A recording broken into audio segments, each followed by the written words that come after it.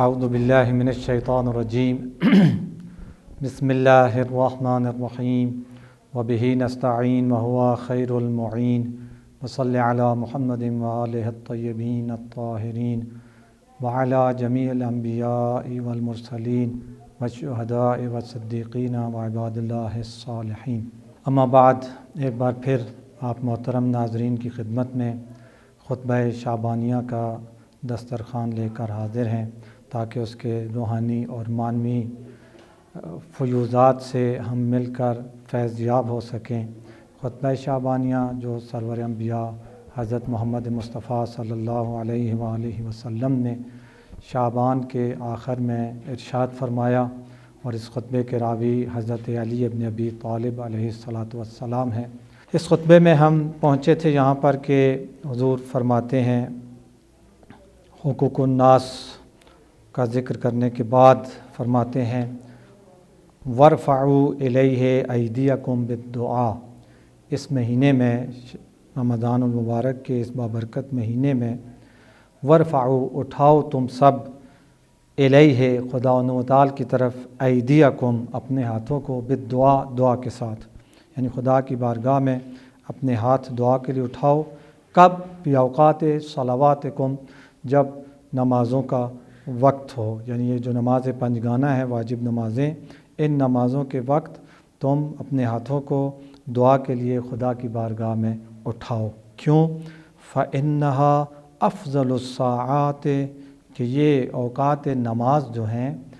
فجر کا وقت، ظہر کا وقت، عصر کا وقت، مغرب کا وقت اور عشاء کا وقت،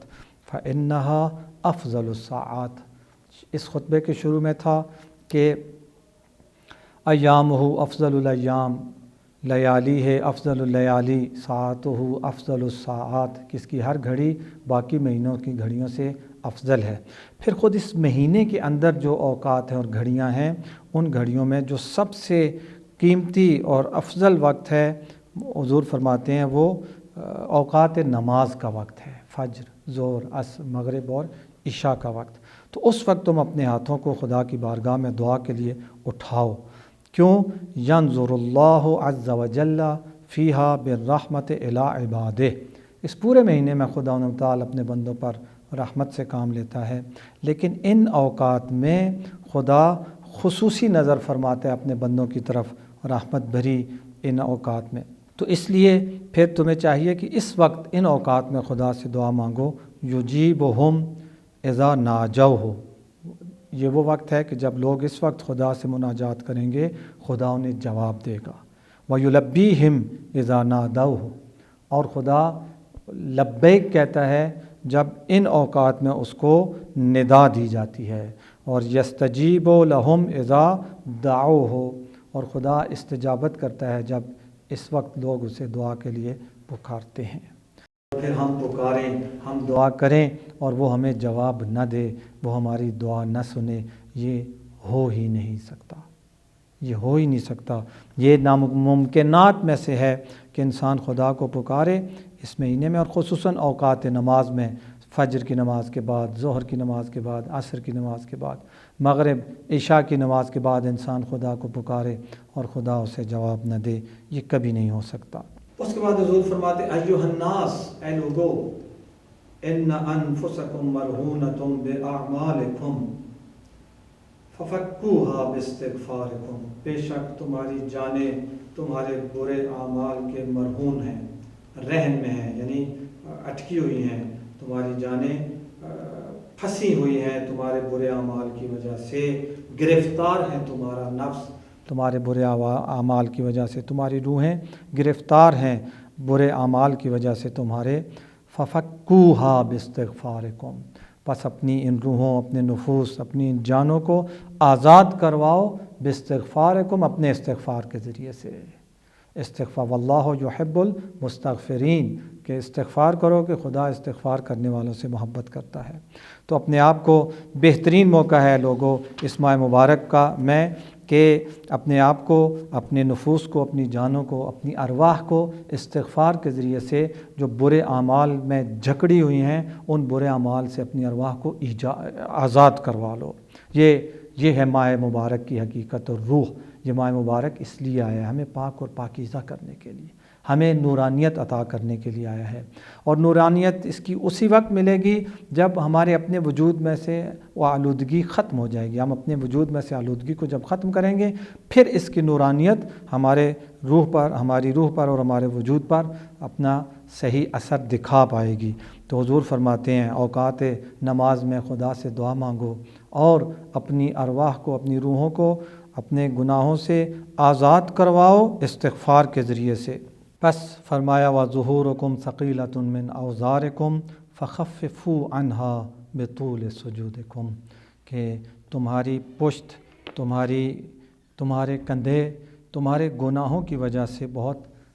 سنگین ہو چکے ہیں، ان کے اوپر بہت بھاری بوجھ ہے تمہارے کندھوں پر تمہارے گناہوں کا، اور اگر تم ان گناہوں کے بوجھ کو کم کرنا چاہتے ہو، ختم کرنا چاہتے ہو، تو پھر اس مہینے میں لمبے سجدے کرو،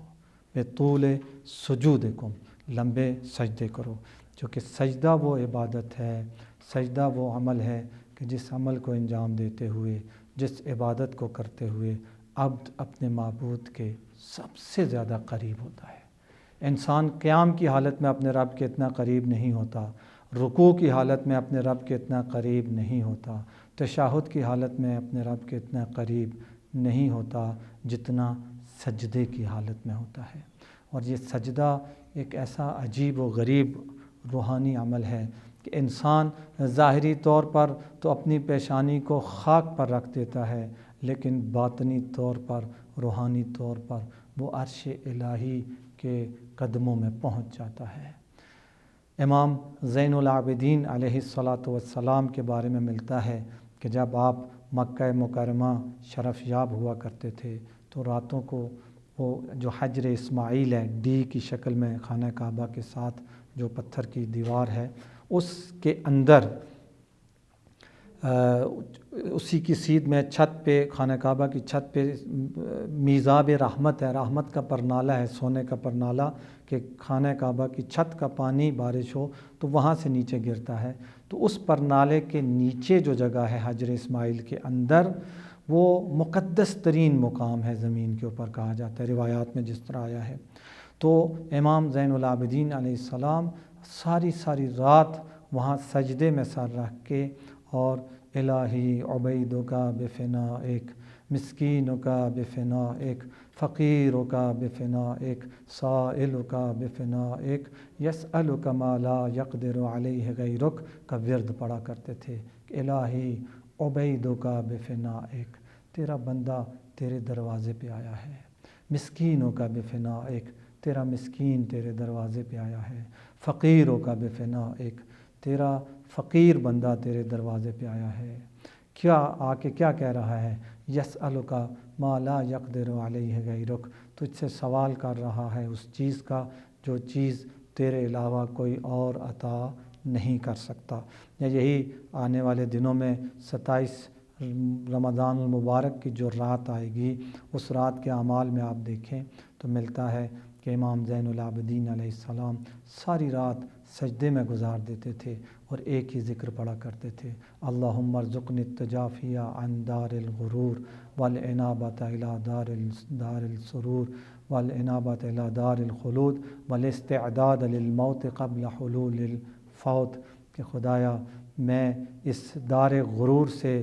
دوری چاہتا ہوں اور دار خلود کی طرف جانا چاہتا ہوں، یعنی میں دنیا کو چھوڑ کر آخرت کی طرف جانا چاہتا ہوں، میں موت سے پہلے موت کی تیاری چاہتا ہوں۔ یا آپ دیکھیے امام موسیٰ کاظم علیہ السلام جب زندان ہارون میں تھے تو ملتا ہے کہ صبح کی نماز پڑھتے تھے، تعقیبات پڑھتے تھے، پھر سر سجدے میں رکھ دیتے تھے، زوال تک یہ سر سجدے میں رہتا تھا، ظہر عصر کی نماز پڑھتے تھے، پھر سر سجدے میں رکھ دیتے تھے، مغرب تک یہ سر سجدے میں، یعنی زیادہ وقت ان کا زندان میں سجدے میں گزرتا تھا۔ اور ذکر کیا پڑھتے تھے، اللہم انی اسألک التوبۃ قبل الموت والراحۃ عند الموت والمغفرۃ بعد الموت والعفو عند الحساب، کہ اس ذکر کو مسلسل پڑھتے رہتے تھے۔ زندگی کا، جیل کے اندر زندگی کا اکثر حصہ انہوں نے سجدے میں گزارا۔ تو یہ لمبا سجدہ کرنا جو ہے، یہ اولیاء خدا کو سب سے زیادہ عزیز ہے۔ اور حضور بھی فرما رہے ہیں کہ اس مہینے میں اپنے لمبے سجدوں کے ساتھ بے طول سجودکم، اپنے سجدوں کو طولانی کرو، اپنے طولانی سجدوں کے ذریعے سے اپنے گناہوں کے بوجھ کو ہلکا کرو۔ کتنے خوش نصیب ہیں کہ ہماری رہنمائی کرنے والے کتنی خوبصورت انداز کے ساتھ ہماری رہنمائی فرماتے ہیں۔ خدا نے ہمیں کیسے نبی اور کیسے امام عطا کیے کہ جو زبان سے بھی اور اپنے عمل سے پریکٹیکل کر کے دکھاتے ہیں۔ لمبے سجدے، سید الساجدین، زین العابدین، سجاد، بہت زیادہ سجدے کرنے والا، سید الساجدین، ساجدین کا سردار، ایسے تو ہمارے امام ہیں۔ تو حضور فرماتے ہیں بطول سجودکم، اپنے لمبے سجدوں کے ذریعے سے اپنے گناہوں کے بوجھ کو ہلکا کرو۔ تو ماہ مبارک ہر روز شب و روز میں 24 گھنٹے ہوتے ہیں۔ ان 24 گھنٹوں میں کم از کم 5-10 منٹ، اگر ہم عادی نہیں ہیں تو 5-10 منٹ ہمیں ایک ایسا لمبا سجدہ کرنا چاہیے جس میں کوئی بھی ذکر ہم پڑھ سکتے ہیں۔ لا الہ الا انت سبحانک انی کنت من الظالمین پڑھیں، یا امام موسیٰ کاظم علیہ السلام کا وہ ذکر کہ اللہم انی اسألک توبۃ قبل الموت والراحۃ عند الموت والمغفرۃ بعد الموت والعفو عند الحساب، یا امام زین العابدین علیہ السلام کے وہ دو جو ذکر ہیں، ایک جو 27 کی رات امام پڑھتے تھے کہ اللہم ارزقنی التجافی عن دار الغرور والانابۃ الی دار الخلود والاستعداد للموت قبل حلول الفوت، اور یا پھر وہ ذکر جو میزاب رحمت کے نیچے خانہ کعبہ میں حجر اسماعیل کے اندر امام پڑھا کرتے تھے کہ الہی عبیدک بفنائک، مسکینک بفنائک، فقیرک بفنائک، سائلک بفنائک، یسألک ما لا یقدر علیہ غیرک، کہ ان اذکار میں سے کوئی بھی ذکر یا اس کے علاوہ جو ذکر آپ کو آسان لگے اس ماہ مبارک میں 5-10 منٹ کا ایک الگ سے سجدہ ہو جس سجدے میں یہ ذکر پڑھے، اور اس مقصد یہ ہو کہ خدایا میں اپنے گناہوں کا بوجھ کم کرنا چاہتا ہوں، میں اپنے کندھوں کو اپنے گناہوں سے خالی کرنا چاہتا ہوں۔ اس کے علاوہ بھی ہم جو ہماری نماز ہو، نماز میں جو ہم سجدے کرتے ہیں، اگر ہم ایک دفعہ سبحان ربی الاعلیٰ و بحمدہ پڑھا کرتے تھے تو اب اس کے ساتھ 3 دفعہ سبحان اللہ بھی پڑھیں، یعنی ہمارا سجدہ عام دنوں کی نسبت، عام مہینوں کی نسبت ہماری نمازوں کے سجدے اس مہینے میں ان کو طولانی ہو جانا چاہیے، چونکہ یہ ہمارے رسول کا ارشاد ہے کہ لمبے سجدوں کے ذریعے سے اپنے گناہوں کے بوجھ کو کم کرو۔ کیوں؟ فرماتے ہیں وَاعْلَمُوا، اے لوگو جان لو، ان اللہ تعالی ذکرہ، اللہ کہ جس کا ذکر بہت بلند ہے، وہ اقسم بعزتہ، وہ اپنی عزت کی قسم کھا کر کہتا ہے کہ اللہ یعذب المصلین والساجدین، کہ وہ نماز پڑھنے والوں کو اور سجدہ کرنے والوں کو ہرگز عذاب نہیں کرے گا۔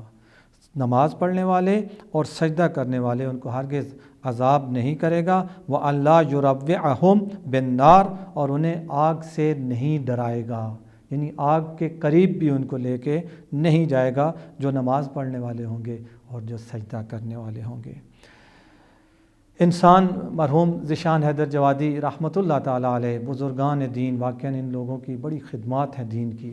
وہ فرمایا کرتے تھے کہ شیطان ملعون جو جنت کے اندر موجود تھا، اس دور کی جو جنت تھی اس جنت کے اندر موجود تھا، اور ایک سجدہ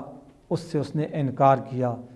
ایک سجدے کا انکار کیا کہ یہ سجدہ میں نہیں کروں گا، جنت کے اندر موجود تھا اور اس کو جنت سے نکال دیا گیا۔ اور وہ فرمایا کرتے تھے زمین کے اوپر رہنے والا، جنت سے باہر زندگی بسر کرنے والا، بغیر سجدہ کیے کیسے جنت میں جا سکتا ہے؟ جو جنت میں پہنچا ہوا تھا، جنت کے اندر تھا، ایک سجدے کا اس نے انکار کر دیا، اس کو جنت سے نکال دیا گیا۔ اور جس نے زندگی میں کبھی سجدہ ہی نہ کیا ہو، یا سال کے سال یا ہفتے جمعے والے دن نماز جمعہ پڑھ لے اور سجدہ کر لے تو کر لے، یہ کیسے توقع رکھ سکتا ہے کہ یہ جنت کے اندر چلا جائے گا؟ تو حضور یہاں پہ یہی فرما رہے ہیں کہ سجدوں کے ذریعے سے اپنے آپ کو اپنے گناہوں سے جو تم ماضی میں کر چکے ہو، ان گناہوں سے اپنے آپ کو نجات دو۔ پھر یہ اس خطبے کا حسن ہے کہ کبھی انسان کی طرف متوجہ ہو جاتا ہے، کبھی یعنی خود انسان کہ اپنی ذات کے متعلق گفتگو شروع ہو جاتی ہے، اور پھر اس گفتگو میں تنوع پیدا کرنے کے لیے پھر اس کو دوبارہ حقوق الناس اور دوسرے لوگوں کی طرف لے جاتے ہیں تاکہ وہ عبارت کا حسن باقی رہے۔ اس لیے حضور اب ہماری اپنی ذاتی بات سے نکل کر اب پھر دوبارہ آ جاتے ہیں اس طرف کہ من فطر منکم صائما مؤمنا فی ھذا الشہر، اے لوگو ایھا الناس من فطر منکم صائما مؤمنا فی ھذا الشہر، جو اس مہینے میں کسی مومن کا روزہ افطار کروائے گا، اس مہینے میں کسی مومن روزہ دار کا روزہ افطار کروائے گا، کان لہ بذالک عند اللہ عتق رقبۃ، تو اس کے بدلے میں اسے ایک غلام خدا کے راستے میں آزاد کرنے کا ثواب ملے گا اگر ایک مومن کو روزہ افطار کروائے گا۔ یہ ایک بات، اور دوسرا کیا اسے ملے گا؟ وَمَغْفِرَةٌ لِمَا مَضَىٰ مِن ذُنُوبِهِ، اور اس سے پہلے، اس افطار کروانے سے پہلے اس نے بالغ ہونے کے بعد جتنے گناہ کیے ہوں گے وہ سارے گناہ اس کے بخش دیے جائیں گے۔ کتنا آسان کام! ایک مومن کو آپ روزہ افطار کروائیں، آپ کو ایک غلام آزاد کرنے کا ثواب بھی ملے گا، اور بلوغ سے لے کر اس افطار کروانے تک انسان سے جتنے گناہ سرزد ہوئے ہوں، مغفرۃ لما مضیٰ من ذنوبہ، کہ اس کے ذنوب میں سے جتنے بھی گناہ ہوں گے وہ سب ان کے مغفرت شامل حال ہو جائے گی۔ قیل یا رسول اللہ ولیس کلنا یقدر علی ذلک، کہنے والوں میں سے ایک نے کہا یا رسول اللہ صلی اللہ علیہ وآلہ، لیسا کلنا یقدر علی ذلک، ہم میں سے ہر ایک اس پر قدرت نہیں رکھتا، ہم میں سے ہر ایک اس بات کی صلاحیت نہیں رکھتا کہ کسی مومن کو روزہ افطار کروا سکے، چونکہ غربت تھی تو ہم نہیں کروا سکتے، بعض نہیں کروا سکتے، وہ بیچارے کیا کریں گے، اس ثواب کو کیسے حاصل کریں گے؟ تو حضور نے کتنا آسان کر دیا، اور خدا کے حکم سے کیا، چونکہ خدا اس مہینے میں مسلسل عطا کرنا چاہتا ہے اور بے حساب کتاب عطا کرنا چاہتا ہے۔ اس لیے حضور فرماتے ہیں کہ گھبراؤ نہیں، فقال اتقوا النار ولو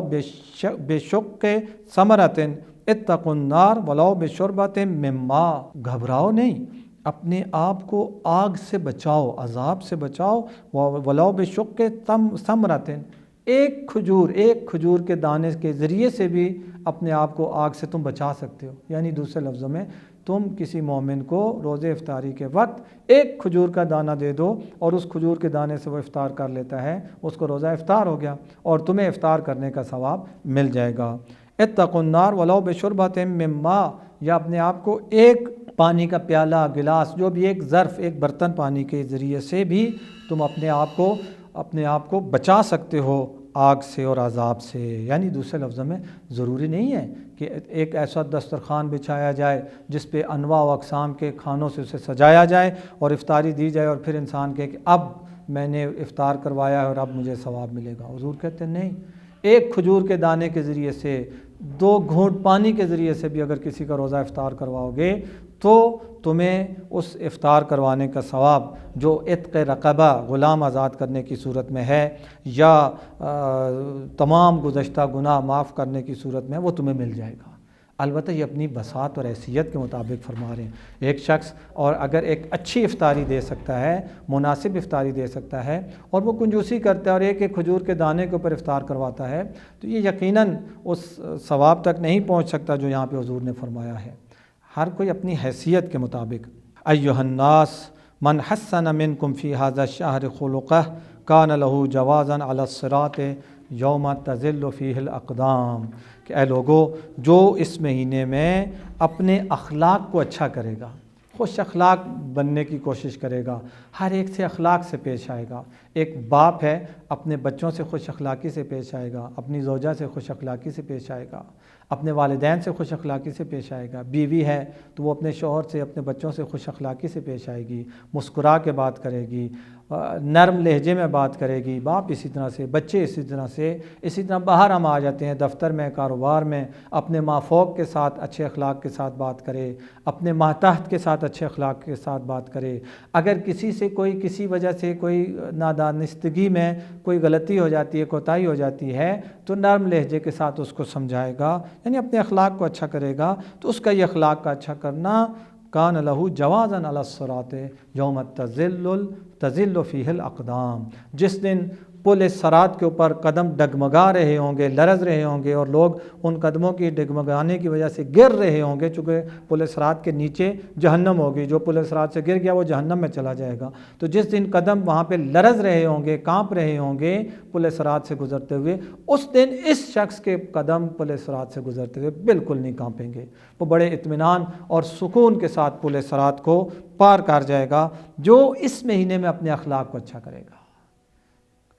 سبحان اللہ، اگر یہ خطبہ شعبانیہ نہ ہوتا، ہمیں ماہ مبارک کی عظمتوں کا اور ماہ مبارک کے آداب کا کہاں سے پتہ چلتا کہ اس مہینے سے کس طرح سے ہم بھرپور استفادہ کر سکتے ہیں، یعنی 100%، 100% ہم کیسے اس مہینے سے فائدہ اٹھا سکتے ہیں، اس کے فیوضات سے، اس کی برکات سے۔ خطبہ شعبانیہ بہترین انداز کے ساتھ ہمیں بتا رہا ہے، روزہ رکھنے کے آداب بھی بتا رہا ہے، نماز کے بھی، دعا کے بھی، قرآن کی تلاوت کے بھی، ابھی آگے بھی آئے گا۔ اسی طرح لوگ اور خلق، خدمت خلق خدا، کیونکہ یہ ایک بہت اہم موضوع ہے بندگی خدا میں، کہ بندگی خدا اس وقت مکمل ہوتی ہے، کامل ہوتی ہے، جب اس میں خلق خدا اور مخلوق خدا کی خدمت بھی شامل ہو۔ والخلق کلہم عیالک، دعائے ابو حمزہ صومالی میں سحر کے وقت جو پڑھی جاتی ہے، اس میں امام زین العابدین علیہ السلام فرماتے ہیں، اے خدایا یہ جتنی بھی مخلوقات ہیں، انسان ہیں، حیوان ہیں، چرند ہیں، پرند ہیں، درخت ہیں، پتھر ہیں، یہ جتنی بھی مخلوقات ہیں، یہ سب تیرے اہل و عیال ہیں، یہ سب تیری سرپرستی میں ہیں،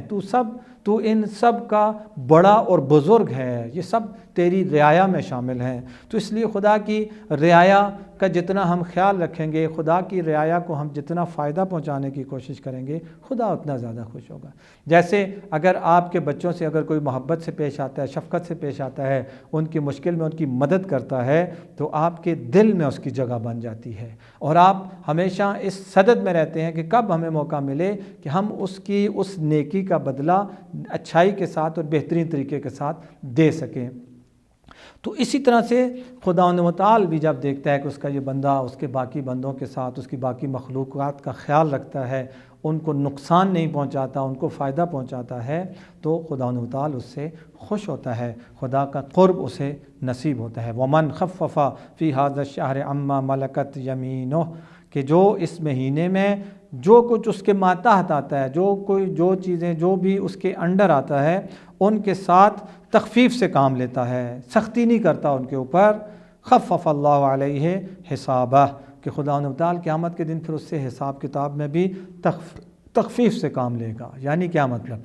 یعنی اگر میں چاہتا ہوں کہ قیامت کے دن مجھ سے جو سوال جواب ہو وہ آسانی سے میں اس کو طے کر جاؤں، آسانی کے ساتھ وہ سوال نامہ میں اس کے جواب دے سکوں اور جمع کروا سکوں۔ دوسرے لفظوں میں آج کی اس اسٹوڈنٹ لائف کے اعتبار سے کہا جائے، اگر میں چاہتا ہوں کہ میرا پیپر مشکل نہ ہو، آسان ہو، تو میں یہیں پہ اس کی آسانی کا سبب فراہم کر سکتا ہوں۔ وہ کیا ہے کہ اس مہینے میں جو میرے ماتحت آتے ہیں، میری آل اولاد ہے، میرے انڈر کام کرنے والے لوگ ہیں، تنخواہ دار لوگ جن کو فرض کریں میں تنخواہ دیتا ہوں، میرے انڈر کام کرتے ہیں، ان سب کے ساتھ میں اس مہینے میں تخفیف سے کام لوں، سختی نہ کروں، نرمی سے کام لوں، تو کل قیامت کے دن جو میرے نام پہ میرے لیے پرچہ بنایا جائے گا، پیپر بنایا جائے گا، اس پیپر کے سوالات بھی بہت آسان ہوں گے، میں آسانی کے ساتھ اس پیپر کو حل کر لوں گا اور آسانی کے ساتھ پورے میں سے پورے نمبر بھی لے سکتا ہوں۔ وَمَنْ كَفَّ فِيهِ شَرَّهُ كَفَّ اللَّهُ عَنْهُ غَضَبَهُ يَوْمَ يَلْقَاهُ، جو اس مہینے میں دوسروں کو نقصان پہنچانے سے اپنے آپ کو روکے گا، دوسروں تک اپنا شر نہیں پہنچنے دے گا، اپنے نقصان یعنی شر نہیں پہنچائے گا دوسروں کو، وہ کف اللہ عنہ غضبہ یوم یلقاہ، کل جب قیامت کے دن یہ بندہ اپنے رب سے ملے گا تو خدا اپنے غضب کو اس سے روک لے گا۔ جو آج اپنے شر کو دوسروں سے روکے گا، کل خدا اپنے غضب کو اس سے روک لے گا۔ اگر میں چاہتا ہوں کہ خدا کا غضب میرے شامل حال نہ ہو، تو پھر مجھے چاہیے کہ اس مہینے میں کسی کو اپنے وجود کے ذریعے سے نقصان نہ پہنچاؤں، نہ پہنچنے دوں۔ یہ نہج البلاغہ میں صفات متقین میں جو خطبہ حمام، اس میں بھی امام فرماتے ہیں کہ مومن متقی کی ایک نشانی یہ ہوتی ہے کہ لوگوں کو وہ آسانی دیتا ہے اور خود سختی برداشت کرتا ہے، لوگوں کو کبھی مشکل نہیں دیتا۔ حاج شیخ مرتضیٰ زاہد رضوان اللہ تعالی علیہ عجیب عبد خدا تھے۔ ان کے بارے میں ملتا ہے کہ ایک رات کوئی پروگرام تھا، کوئی محفل تھی، اور اس محفل میں وہ تھے، دیر ہو گئی اور جب وہ گھر پہنچے تو باہر سے دیکھا کہ گھر کی ساری لائٹیں بند تھیں، یعنی سمجھ گئے کہ گھر والے سو گئے ہیں۔ اس وقت تو موبائل اور فون اور یہ چیزیں بھی نہیں تھیں۔ اب انہوں نے کیا کیا، انہوں نے دیکھا کہ اگر میں گھنٹی بجاتا ہوں، دروازہ کھٹکھٹاتا ہوں تو ان کی نیند خراب ہوگی۔ عجیب، ایسے لوگ کہاں ملیں گے سوائے اس تقویٰ کے دائرہ کے اندر کے علاوہ۔ کہتے ہیں کہ وہ وہیں اپنے دروازے کے باہر یہ اپنی ہوا اپنے سر پہ رکھ کے دیوار کے ساتھ ٹیک لگا کے لاتیں لمبی کر کے وہیں سو گئے۔ عجیب ہے، یعنی یہ بزرگان سے چونکہ سنا ہے اس لیے عرض کر رہا ہوں کہ ان کی زوجہ جو سوئی ہوئی تھیں، عالم خواب میں انہیں امام زمانہ علیہ السلام کی کہتے ہیں آواز آئی۔ امام زمانہ علیہ السلام آئے اور انہوں نے کہا کہ اٹھیں، دروازہ کھولیں، شیخ مرتضیٰ زاہد دروازے کے باہر موجود ہیں۔ اب یہ تو سو رہے تھے باہر، اچانک دروازہ کھولا اور زوجہ باہر آتی ہیں اور ان کو جگاتی ہیں، جو پوچھتے ہیں کیا ہوا، تب وہ بتاتی ہے کہ اس طرح سے میں نے خواب دیکھا اور مجھے پتہ چلا۔ تو یہ ہے مومن، یہ ہے وہ کہ جو اپنے وجود کے ذریعے سے کسی کو کسی قسم کا کوئی نقصان اور کوئی زحمت نہیں دینا چاہتا، اور جو اس طرح سے ہوتا ہے حضور فرماتے ہیں کہ قیامت کے دن خدا اپنے غضب کو اس سے روک لیتا ہے۔ تو عزیزو، خدا و تعالی سے دعا ہے یہ جو گفتگو آپ کی خدمت میں سرور انبیاء کی عرض کی، مجھے آپ کو ہم سب کو اس کے اوپر عمل کرنے کی توفیق عطا فرمائے، کہ اس میں جو چیزیں تھیں ایک دفعہ پھر خلاصہ وار میں عرض کر دوں کہ نماز کے اوقات میں خدا سے دعا مانگو، لمبے سجدوں کے ذریعے سے اپنے گناہوں کو کم کرو، اپنے استغفار کے ذریعے سے اپنی جانوں کو رہا کرو۔ مومن کو جو افطار کرواتا ہے اسے غلام آزاد کرنے کا اور گزشتہ سارے گناہوں کی معافی کی خوشخبری دی گئی ہے، اور افطار کروانے کے لیے ضروری نہیں ہے اپنی حیثیت کے مطابق، اگر ایک کھجور کے دانے کے ذریعے بھی افطار کرواتا ہے تو یہ بھی اس سے قبول ہے۔ جو اس مہینے میں خوش اخلاقی کا مظاہرہ کرتا ہے، قیامت والے دن پل صراط سے گزرنے میں اسے آسانی ہوگی۔ جو اس مہینے میں لوگوں کو اپنے وجود سے کسی قسم کی زحمت اور تکلیف نہیں پہنچنے دیتا، قیامت کے دن خدا اپنے غضب کو اس تک نہیں پہنچنے دیتا۔ خدا و تعالی سے دعا ہے کہ مجھے، آپ کو، ہم سب کو ان باتوں پر عمل کرنے کی توفیق عطا فرمائے۔ والحمد للہ رب العالمین، وصلی اللہ علی محمد و آلہ الطاہرین۔